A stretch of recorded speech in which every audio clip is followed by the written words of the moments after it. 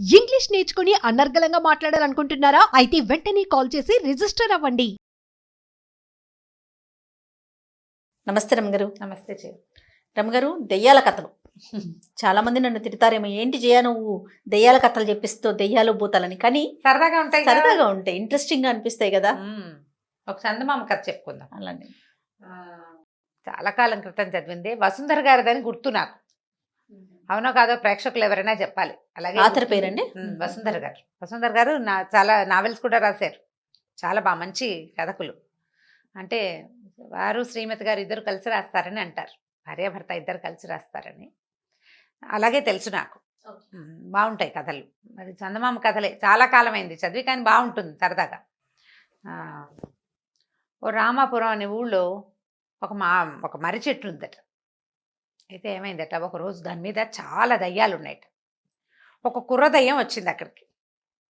వస్తే ఆ చెట్టు మీద ఉన్న దయ్యాలున్నాయి, పోనాయినా ఇక్కడ బోళ్ళంత మంది ఉన్నాం మేమే, ఇంకోటి ఏదైనా చూసుకో, ఏదైనా ఇంట్లో ఉండొచ్చు కదా, ఎందుకు మా దగ్గర చేరతాం, మేమే చాలా మంది ఉన్నాము, మాకే ఇక్కడ ప్లేస్ చాలటం లేదన్నాయి. అనేసరికల్లా అది ఏం చెప్పింది, వచ్చిన కుర్రదయ్యం, మొన్నటిదాకా ఓ ఇంట్లో ఉండేవాడిని, అక్కడ వాళ్ళు భూత వైద్యులను పిలిపిస్తారు, మనుషులు ఇళ్లలో ఉండలేము, ఇదివరకు హాయిగా ఇళ్లలో ఉండొచ్చని భావించేవాడిని, ఎవరింట్లో ఉన్నా ఉంటే వాళ్ళు తెలిసిపోయింది అనుకో వాళ్ళకి మనం ఉన్నామని, భూత వైద్యులను పిలుస్తారు, వాళ్ళ బాధ పడలేము, భూత వైద్యుడు ఒకడు నన్ను పంపించేశాడు, ఏం చేయలేక ఇక్కడికి వచ్చాను అని బతిమలాడింది. మిగిలిన వాళ్ళంతా ఒప్పుకోలే, ఇంకో చెట్టు చూసుకున్నారు. మర్రి చెట్టు బాగుంటుంది, నాకు పైగా నాకు చెట్టు గాలే ఇష్టం, నాకు మర్రి చెట్టు గాలే నా ఒంటికి పడుతుంది, నేనుండే మర్రి చెట్టు మీద చాలా మంది ఉన్నారని ఇంట్లోకి వెళ్తే ఆ ఇంట్లో వాళ్ళు తరిమేశారు, నేను ఇక్కడికి వచ్చాను అని బతిమలాడింది. మిగిలిన వాళ్ళంతా పోపమన్నారు. అయితే వాళ్ళల్లో కొంచెం సుమారుగా ఉన్న దయ్యం ఒకడు మంచివాడు ఉన్నాడు అనమాట. వాడు ఏమన్నాడంటే, సరే అయితే నేను వెళ్ళి మనుషుల ఇంట్లో ఉంటా, ఎప్పటి నుంచో మనుషుల ఇళ్లలో ఉండాలనుంది నాకు, నా ప్లేస్లో నువ్వు ఉండు నా బదులు అని చెప్పి ఈ దయ్యం వెళ్ళిందట. కొత్తగా వచ్చిన కుర్ర దయ్యమేమో ఈ దయ్యప్ప ప్లేస్లో ఈ చెట్టు మీద ఉండిపోయింది. ఈ వెళ్ళిన దయ్యం ఏం చేసింది, పోలయ్య అనే ఒక ఆయన ఇంట్లో చేరింది. పోలయ్య గారింట్లో చేరితే ఆ పోలయ్య గారింట్లో భార్యాభర్త, ఇద్దరు కొడుకులు, ఇద్దరు అబ్బాయిలకి పెళ్ళిళ్ళు అయినాయి. పెద్ద అబ్బాయికి ఒక 3 ఏళ్ల చంటి పిల్ల కూడా ఉంది, ఓ పిల్లాడు ఉన్నాడు. వీళ్ళు చక్కగా కులాసగా కబుర్లు చెప్పుకునేవాళ్ళు, బాగా పని చేసుకునేవాళ్ళు, అన్ని పనులు పాటలు చూస్తుండేది ఈ దయ్యం ఆ ఇంట్లో కూర్చుని. పైన ఎవరికి కనపడదు కదా, ఆ చిన్నపిల్లాడి ముద్దు ముచ్చట్లు అవి చూస్తే గొప్ప సరదాగా ఉండేది దానికి. బాగానే ఉందిగా, ఇళ్లలో ఉంటే ఏమిటి వాళ్ళందరికీ వచ్చిన బాధ, నాకు అర్థం కాదు అని అనుకుంటుంది దయ్యం. సరే, ఆ ఇంట్లో అటక మీద దీని మీద ఇవి ఉంటాయి కదా, అటక అంటానికి వీల్లేదు, వాటిని దూలాలు ఉంటాయి, ఓ దూల మీద కూర్చుని కిందకి చూస్తూ ఉండేది. వీళ్ళంతా ఏదో కబుర్లు చెప్పుకుంటున్నారు. ఇంతలో ఏమైంది, ఓ రోజు కోడళ్ళిద్దరూ అత్తగారు ఓ సాయంకాలం నాడు కబుర్లు చెప్పుకుంటున్నారు. పక్కింట్లో వాళ్ళ సంగతి ఏమిటి, కోడల్ని అత్తగారు దయ్యంలాగా పీడిస్తుందిట. అయితే పెద్ద కోడలు చెప్పింది, దయ్యంలాగా పీడిస్తుందిట, దయ్యం పట్టినట్టు పట్టేసింది వాళ్ళ అత్తగారు దాన్ని అంది. అనేసరికల్లా కోడలంది, దయ్యం కానీ దయ్యాలు చాలా నయం అనేసరికల్లా ఇప్పుడు ఇలా మాట్లాడుకుంటారు. మాట్లాడితే అత్తగారు ఏమిటే, దయ్యం సంగతి నీకు బాగా తెలుసా, దయ్యాలు పట్టి పీడిస్తాయంటావా అని అత్తగారు అడిగింది. ఈ దయ్యం ఈ పైన కూర్చుంది కదా, ఆసక్తిగా వింటుందన్నమాట, ఏమిటో మన సంగతే మాట్లాడుతున్నారని. అయ్యా అనేసరికల్లా, దయ్యాలే బాగా పనిచేస్తాయి అత్తయ్య, పనిచేసే దయ్యాలు ఉంటాయి కొన్ని అని కోడలు చెప్పింది. చెప్పేసరికల్లా ఈ పెద్ద కోడలు పక్కపక్క నవ్వేసి, భలే చెప్తావు కబుర్లు, అంతగా దయ్యాలే పనిచేసేటట్టయితే నీ వంతు 2 గుండికలు నీళ్లు తోడాలి కదా, రేపు పొద్దున్నే తోడు పెడుతుందేమో చూడు, ఏ దయ్యమైనా మన ఇంట్లో దయ్యాలు ఇళ్లలో కనపడకుండా ఉంటాయి, 2 గుండికలు నీళ్లు తోడాలి నీ వంతు, పెద్ద కోడల వంతు సాయంత్రం, చిన్న కోడల వంతు తెల్లారి, ఎవరైనా తోడతారేమో చూడు, ఏ దయ్యమైనా తోడు పెడుతుందేమో అని నవ్వుకున్నారు. రాత్రికి పడుకున్నారు. ఈ దయ్యం అనుకుంది, ఓహో 2 గుండికలు నీళ్లు తోడు పెడితే నేను ఉన్నానని వీళ్ళు తెలుసుకుంటారు. అందుకని ఏం చేసింది, తెల్లారేసరికల్లా కిందకి దిగిపోయి ఆ నూతులో చేదేసి 2 గుండికలు నీళ్లు నింపక్కడ పెట్టి, వీళ్ళు తెల్లారి వాకిలు చిమ్మడానికి ఒకళ్ళు, ముగ్గు వేయడానికి ఒకళ్ళు, ముగ్గు చిప్పపుచ్చుకుని బయలుదేరారు. తీరా చూస్తే గుండికలు నిండా నీళ్ళున్నాయి. ఇదేమిటో ఎవరు తోడారు అని ఒకళ్ళనొకళ్ళు చూసుకున్నారు. దయ్యం తోడిందేమో అని అన్నది పెద్ద కోడలు. అందుకని అదెందుకు నిజమవుతుంది, దయ్యాలు ఉంటాయా ఎక్కడైనా, ఊరికే కబుర్లు చెప్పుకుంటాం, కాదంటే కాదనుకున్నారు. మామయ్య గారు తోడారేమో, మన మాటలు విని మన భయపెట్టడానికి మామయ్య గారు తోడారని మామయ్యని అడిగారు. మామయ్య నేను తోడలేదన్నాడు పోలయ్య. అక్కడి నుంచి పెద్ద కొడుకు చిన్న కొడుకు ఇద్దరు వచ్చారు. కొడుకులు ఉన్నారు కదా ఇంట్లో, వాళ్ళు కూడా మేము తోడలేదంటే మేము తోడలేదు.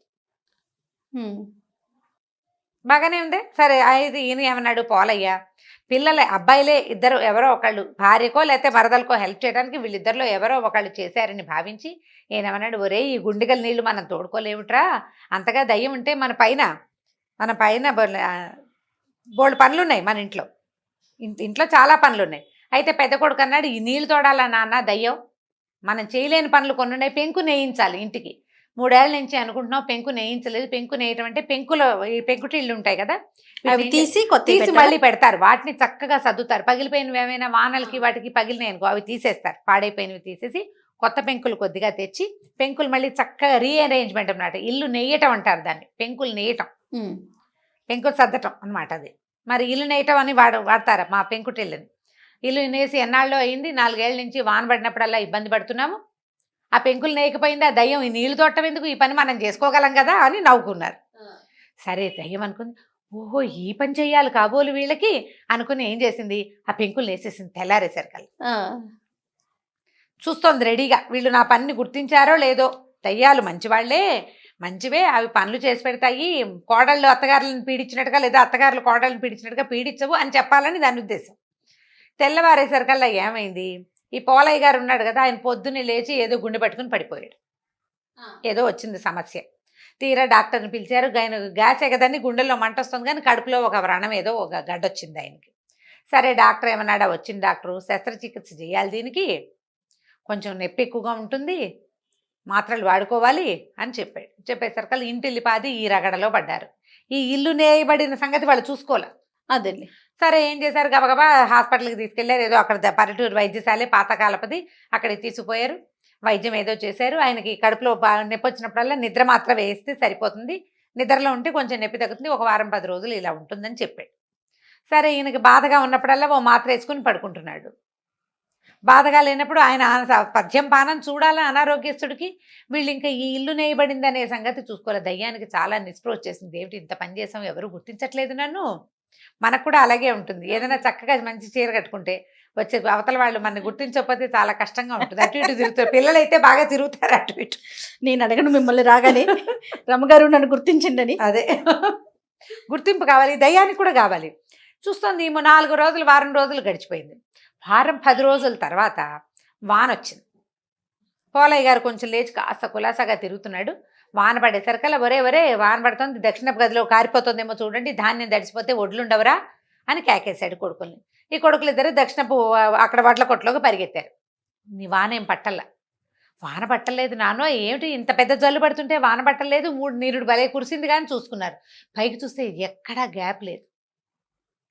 గ్యాప్ లేకపోయేసరికల్లా పెద్దవాడికి ఏం డౌట్ వచ్చింది, నాన్న మొన్న మనం పెంకులు నేయిస్తుంది దయ్యం మంచిదైతే పెంకులు నేయచ్చు కదా అనుకున్నాము, ఎవరైనా దయ్యపోద్ది నిజంగా మన ఇంట్లో ఉండి చేసిందేమోనని ఇద్దరు ఏం చేశారు, కొద్దిగా వాన తెరిపిరంగానే కొడుకులు ఇద్దరు చేరో పక్కన పైకి ఎక్కి చూసుకున్నారు. చూస్తే నీట్గా వరసలు పెంకులు పేర్చి కనపడ్డాయి.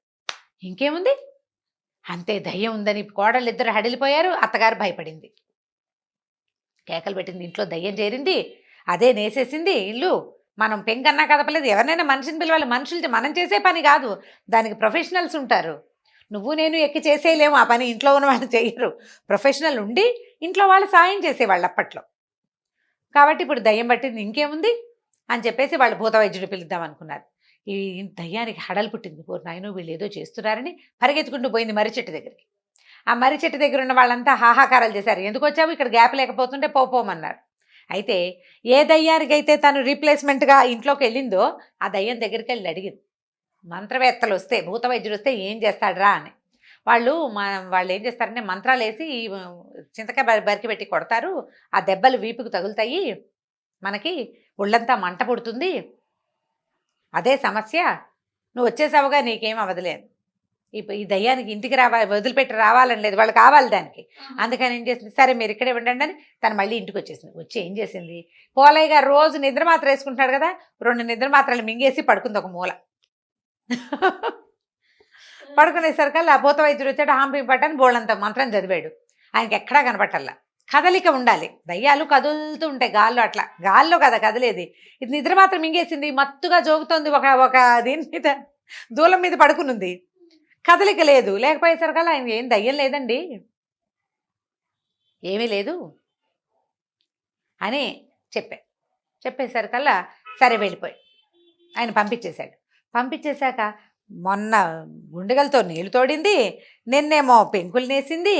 ఉందో లేదో మన ఇంట్లో దయ్యం ఖచ్చితంగా ఉంది, మనకు తెలుసు. ఆ 2 పనులు అదే చేసింది, మనం చేయలేదు కాబట్టి. మూడో మనిషి వచ్చి మనుషులు చేసే పని కాదు కదా, అది కనపడకుండా చేసేది అసలు కాదు అని అనుకుని వీళ్ళు ఏమనుకున్నారు. ఆయన అన్నాడు, అదేమిట్రా ఒకవేళ ఉంటే గనక ధాన్యపు కొట్లో బోల్డని వడ్లు ఉన్నాయా, వడ్లన్నీ దంచి బియ్యం చేస్తుందేమో చూద్దాం, ఒకవేళ దయ్యం ఉంటే ఆ పని చేస్తుంది అన్నారు. అనేసరికలు ఈ దయ్యం ఏమనుకుంది, ఓహో వీళ్ళకి ఇది కావాలనుకుని ధాన్యం అంతా దంచేసింది. తెల్లారేసరికలు దంచేసి వడ్లు బియ్యం అక్కడ పెట్టి సంచులు చూసుకున్నారు వాళ్ళు. అమ్మ బాబోయ్ ఇంకేముంది, దయ్యం మన ఇంట్లోనే ఉంది. కాకపోతే అప్పుడు ఆయన ఒకటి ఆలోచించాడు. మామూలుగా దయ్యాలు ఏం చేస్తాయి, ఇబ్బంది పెడతాయి, బాధ పెడతాయి. ఇది చూస్తే గుండెగల్లో నీళ్ళు తోడు పెడుతుంది, మనకు డబ్బు ఖర్చు లేకుండా నేసేస్తుంది. ఇప్పుడు ఒడ్లు దంచడం అంటే చిన్న పనే, గూళ్ళు పడిపోతాయి. చచ్చేలాగా పనిచేస్తే కానీ ఒడ్లు దంపుడు అవ్వదు. అప్పట్లో మరలు అవి లేవు కదా, దంచుకొని చెరుక్కుని బియ్యం చేసుకునేవాళ్ళు.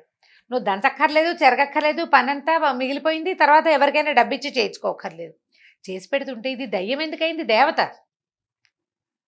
మామూలుగా ఏం చెప్తారు, ఇబ్బంది పెట్టేది దయ్యం, చక్కగా ఉండేది హాయిగా మనని సుఖంగా సంతోషంగా ఉంచేది దేవత. మన ఇంట్లో ఉన్నది దయ్యం కాదు, దేవతే. ఇది దేవతే కాబట్టి ఆ ఉన్న దేవతకి దానికి ప్రీతి కలిగేలాగా ఏదైనా చేద్దాం, మనం చేయలేని పనులు దానికి చెప్పుకుందాం అని చెప్పి రోజు మా ఇంట్లో ఉన్న దేవత నీకో నమస్కారాన్ని ఓ దండం పెట్టడం మొదలుపెట్టారు. ఈ దయ్యానికి సంతోషం వచ్చేసింది. చూసావా వీళ్ళు నన్ను దేవతగా భావిస్తున్నారని మళ్ళీ పోయింది మర్రి చెట్టు దగ్గరికి వెళ్ళి ఏం చెప్పిందంటే, కీడు చేస్తే దయ్యాలంటే భయపడతారు, మంత్రవేత్తల్ని పిలుస్తారు.